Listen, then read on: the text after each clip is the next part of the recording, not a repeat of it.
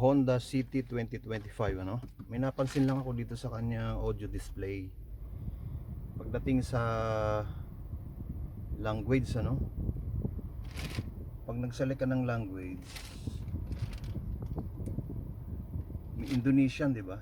Thailand, Malaysian, teka. Balik.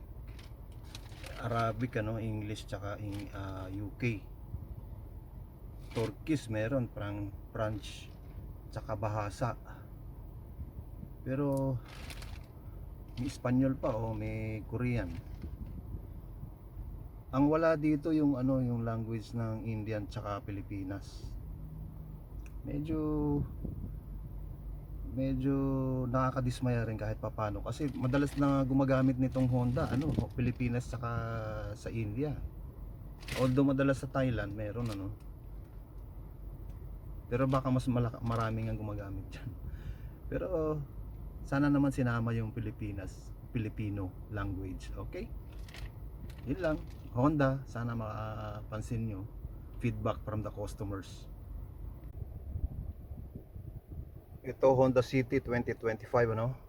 Change language nung kanyang ano, ng kanyang display. Okay? So English tayo. US language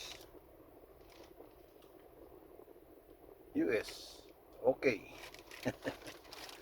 Yan. Alright. Thank you.